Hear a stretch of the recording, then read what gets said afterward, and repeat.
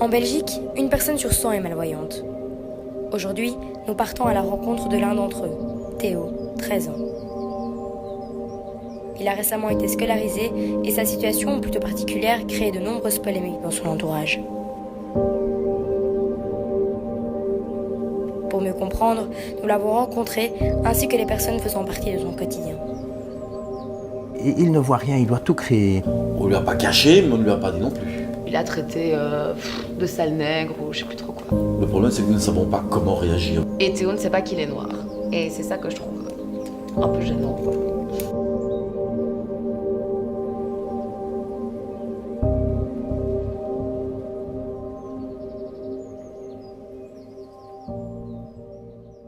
Alors l'IRSA est l'Institut Royal pour sourds et aveugles. L'IRSA s'occupe de plus de 1000 personnes handicapées. Sur le site d'Uccle, nous avons à peu près 600 personnes, alors essentiellement des mineurs, qui sont répartis dans 3 écoles. Une école fondamentale pour sourds et enfants qui ont des troubles du langage, une école fondamentale pour aveugles et des enfants qui ont des troubles instrumentaux, et alors une école secondaire.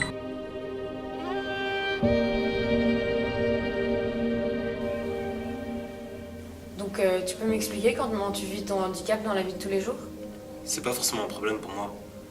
Je connais pas les couleurs, mais je suis né comme ça, donc je suis habitué.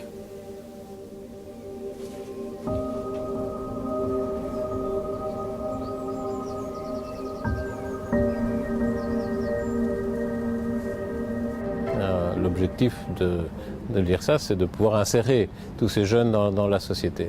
Et à l'école, ça se passe bien? Ouais. Mais j'ai appris qu'il y avait un Nord dans ma classe. Je comprends pas ce qu'il fait là. Déjà, sa présence, il sent. J'aime vraiment pas quand il est à côté de moi. Je sais pas pourquoi il est là. Il devrait retourner là d'où il vient.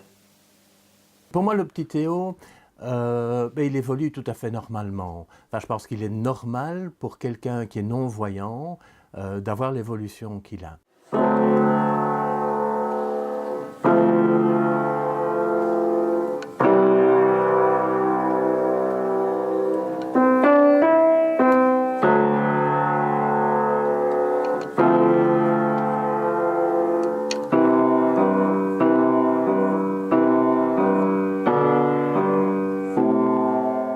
En attendant, je suis confrontée à des enfants de tous les jours.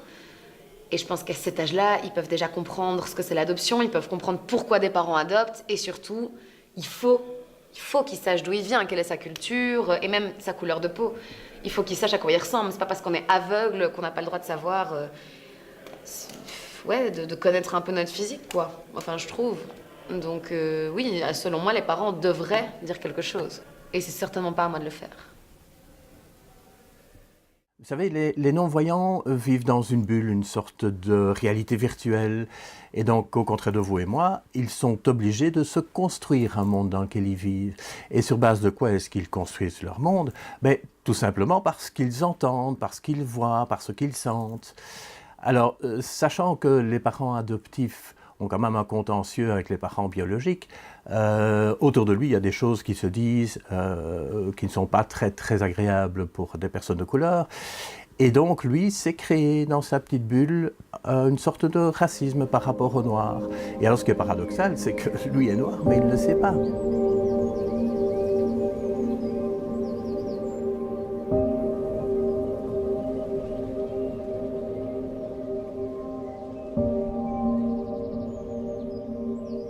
Là, il y a du problème à l'école. Mais oui, c'est ça le tout. C'est que déjà, on a pris la décision que maintenant on commence un petit peu à regretter, c'est qu'on ne lui a jamais parlé de son adoption, de ses parents biologiques, de ses origines. On a clairement éduqué cet enfant avec tout l'amour dont il avait besoin et dans une famille normale. Donc on a évité de lui parler de l'adoption et ça a très bien fonctionné jusqu'à maintenant. Seulement, depuis qu'il va à l'école, depuis 2 ans, à l'école spécialisée pour aveugles, pour enfants souffrant de cécité, il a commencé à tenir des propos limites, des propos assez racistes, rabaissants envers la population noire, mais il ne se rend pas compte qu'il s'insulte lui-même. C'est pas pour rien qu'ils étaient esclaves, quoi. C'est parce qu'ils sont inférieurs à nous. C'est tout.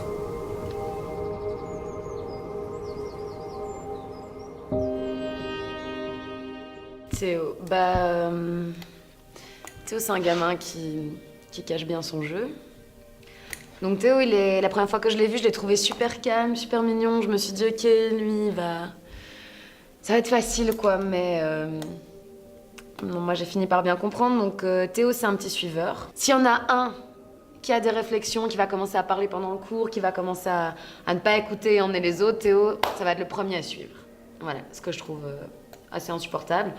Surtout que, par essence, Théo étant un suiveur, Théo va répéter ce que les autres enfants disent et donc parfois avoir des propos assez limites. Par exemple, des propos que moi je qualifierais de complètement racistes. Ceci dit, je pense que ça ne porte pas encore à conséquence. La seule chose qu'il faudra, c'est prendre ça à bras-le-corps. Parce qu'avec tous les progrès de la science, maintenant, on fait des merveilles au niveau du recouvrement de la vue. Et donc, s'il parvient, et je l'espère vraiment fortement, s'il parvient à voir un jour, mais il faudra qu'il soit préparé, simplement préparé au fait qu'il est noir dans une famille blanche, et lui expliquer qu'il est adopté, qu'il y a eu quelques petits soucis avec les parents, et que c'est à cause de ça que les paroles envers les personnes de couleur sont ce qu'elles sont. J'ai répondu à votre question? Moi, j'ai pas encore discuté avec ses parents. En même temps, je pense que ça me regarde pas. Moi, je suis prof, je suis enseignante. C'est pas à moi de lui ouvrir les yeux, quoi. Donc, sans mauvais jeu de mots, hein, mais...